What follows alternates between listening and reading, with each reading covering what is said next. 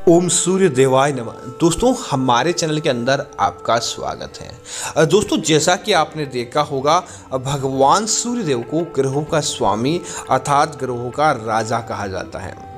अगर किसी व्यक्ति के ऊपर भगवान सूर्य देव की विशेष कृपा आ जाती है तो दोस्तों उस व्यक्ति का कोई भी बाल बांका नहीं कर पाता और उसके जीवन भर उसे किसी भी प्रकार की गरीबी या तंगहाली का सामना नहीं करना पड़ता। लेकिन दोस्तों, आज हम आपको बताने वाले हैं भगवान सूर्य देव से जुड़े कुछ ऐसे नियम कि अगर आप अपने ज़िंदगी के अंदर यह गलतियां कर देते हैं तो दोस्तों भगवान सूर्य देव के आपको क्रोध का सामना करना पड़ता है और हो सकता है कि वह आपके ऊपर नाराज भी हो जाए। और दोस्तों, दूसरा, वीडियो के अंत में आपको ऐसा चमत्कारी उपाय बताएंगे जो मात्र आपने कर लिया तो समझ लीजिए कि आप अपने जीवन के अंदर हर चीज को हासिल कर पाओगे।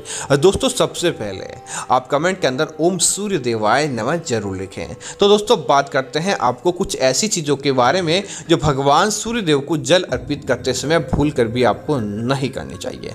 दोस्तों, सबसे पहला, हमारे जीवन के अंदर दुख क्यों आते हैं कि हमारी कुंडली के अंदर अगर सूर्य नीच स्थिति अर्थात कि नीचे के भाव के अंदर होता है, सूर्य नीचे के भाव में हो और शनि ग्रह भी नीचे के भाव में हो तो हमारे जीवन के अंदर बहुत ज़्यादा दुख देखने को मिलता है।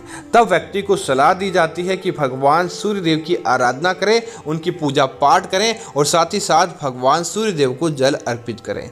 लेकिन दोस्तों, यह गलतियाँ अगर आपने अपने जीवन के अंदर कर ली तो भगवान सूर्य देव कभी भी आपसे प्रसन्न नहीं रहेंगे। दोस्तों, सबसे पहले जो दोस्तों भगवान सूर्य देव को जल अर्पित किया जाता है, इस बात का ध्यान रखें भूल कर भी जल आपके पैरों के अंदर नहीं गिरना चाहिए। अगर जल आपके पैरों के अंदर गिरता है तो भगवान सूर्य देव का आपको पाप भी लग सकता है, भगवान सूर्य देव का आपको श्राप भी लग सकता है। इस बात का आपको जरूर ध्यान रखना चाहिए। और दोस्तों, दूसरी बात यह है कि भगवान सूर्य देव को हमेशा पवित्र जल ही अर्पित करें, अर्थात कि आप जिस जल से भोजन आदि बनाते हैं या कोई भी काम करते हैं उसके अंदर थोड़ा सा भी अनाज आदि रहता है तो दोस्तों भगवान सूर्य देव के आपको दोष का सामना लगता है। आपसे संभव हो तो रोजाना नदी तालाब के अंदर जाने के बाद भगवान सूर्य देव को जल अर्पित करें। अगर आपसे ऐसा नहीं होता तब आप अपने घर का ही जल अर्पित करते हैं तो इस बात का ध्यान रखें तांबे के लोटे या आप पीतल के लोटे के अंदर ही भगवान सूर्य देव को जल अर्पित करें। अगर आपके घर के अंदर तांबे या पीतल का लोटा नहीं है या आप जल का शुद्धिकरण चाहते हैं तो उसके अंदर एक लौंग जो कि सारी पवित्रता को अपने पास खींचने का कार्य करता है, लौंग डालने के बाद भगवान सूर्य देव को जल अर्पित करेंगे तो दोस्तों निश्चित तौर पर आपकी वह समस्याएं भी दूर हो जाएगी कि आपसे भगवान सूर्य देव कभी भी रुष्ट नहीं होते हैं। दोस्तों, उसके बाद इस बात का ध्यान रखें भगवान सूर्य देव को कभी भी काले वस्त्र पहनने के बाद भूल कर भी जल अर्पित नहीं करें। अगर आपने काले वस्त्र पहन के भगवान सूर्य देव को जल अर्पित किया तो भगवान सूर्य देव बहुत ज़्यादा क्रोधित होते हैं और आपकी कुंडली के अंदर आपको कई प्रकार के दोषों का सामना करना पड़ता है। इसी तरह दोस्तों, इस बात का ध्यान रखें भगवान सूर्य देव को जल अर्पित करने का विशेष समय होता है ब्रह्म मुहूर्त। उस समय दोस्तों देवी देवताओं का समय होता है और अगर उस समय दोस्तों सूर्य उगने ही वाला होता है और अगर आप उस समय भगवान सूर्य देव को जल देते हैं तो आप दोस्तों बलवान, धैर्यवान, सभी का मार्गदर्शन करने वाले और अपने जीवन के अंदर विशेष तौर से धन प्राप्ति करने वाले होते हैं। लेकिन दोस्तों उस समय आप जल अर्पित नहीं कर पाते तो सुबह 5 से लेकर 7 बजे तक आपको जल अर्पित कर देना चाहिए। इस समय भी अच्छा माना जाता है और इस समय जल अर्पित करने वाला व्यक्ति हमेशा भगवान का भागी रहता है। लेकिन सुबह 8 बजे के बाद जल अर्पित करें या ना करें आपको विशेष कोई फायदा नहीं होता, तो कोई भी प्रकार का नुकसान भी नहीं होता है। इसी तरह दोस्तों इस बात का ध्यान रखें महिलाएं स्नान करने के बाद भगवान सूर्य देव को जल अर्पित कर है।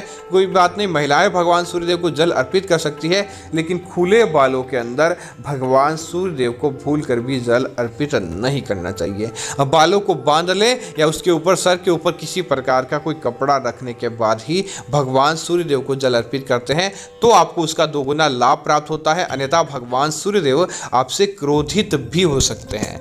इसी तरह दोस्तों इस बात का ध्यान रखें सूर्य को कभी भी प्लास्टिक के पात्र या लोहे के पात्र में जल भरने के बाद फल कर भी अर्पित नहीं करें, अन्यथा आपके जीवन के अंदर आपको दोष लग सकते हैं। महिलाएं विशेष तौर से ध्यान दें कि आप अपने मासिक धर्म के दौरान भूल कर भी भगवान सूर्य देव को जल अर्पित नहीं करें, अन्यथा आपको उनके क्रोध का सामना भी करना पड़ सकता है।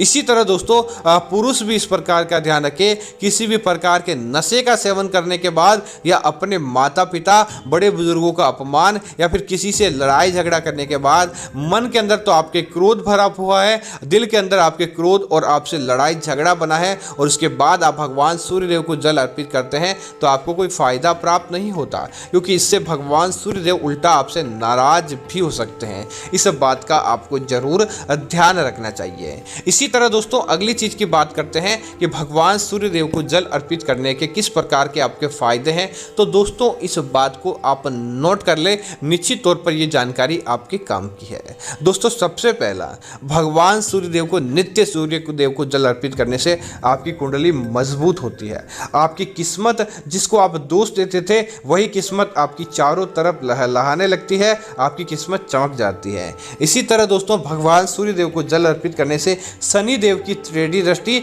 या शनि साढ़े साती या शनि ढैया का आपको सामना नहीं करना पड़ता। चाहे कैसा भी ग्रह आपका नाराज क्यों न हो, भगवान सूर्यदेव को जल अर्पित कर दिया तो आपके सारे काम आसानी से बन जाते हैं। इसी तरह दोस्तों भगवान सूर्यदेव को जल अर्पित करने से आपको कई प्रकार के जो भाग्य में दोष होते हैं या आपके जो छोटे मोटे पाप हो जाते हैं, आपकी गलती में पाप हो जाते हैं, तो दोस्तों वह दूर हो जाते हैं और भगवान सूर्यदेव की आपको प्रसन्नता का सामना करना पड़ता है। इसी तरह दोस्तों आपको धन लाभ नहीं है, धन के मामलों के अंदर आपको बहुत ज़्यादा दुखों का सामना करना पड़ रहा है या धन आपकी कुंडली के अंदर आ ही नहीं रहा है, तो बस दोस्तों प्रत्येक सोमवार को भगवान सूर्यदेव को जल अर्पित करें, प्रत्येक रविवार को भगवान सूर्यदेव को जल अर्पित करें और ओम आदित्याय नमः, उस ओम भास्कराय नमः इस मंत्र का आप जाप करके देखिए दोस्तों। उसके साथ ही आप उस लोटे के अंदर कुछ इलायची के दाने या फिर कुमकुम आदि डालकर भगवान सूर्यदेव को जल अर्पित करें।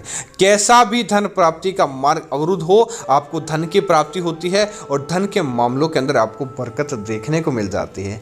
इसी तरह दोस्तों इस बात का ध्यान रखें, अगर आपका विवाह नहीं हो पा रहा है, विवाह के मामलों के अंदर आपको काफ़ी अड़चने आ रही है, या तो लड़का पसंद नहीं या लड़की पसंद नहीं या फिर विवाह का मेल ही नहीं बैठ रहा, तो आप प्रत्येक गुरुवार को आप सूर्यदेव को जल अर्पित करने वाले लोटे के अंदर हल्दी डालने के बाद आप जल अर्पित करें, निश्चित तौर पर आपको फायदा प्राप्त होगा।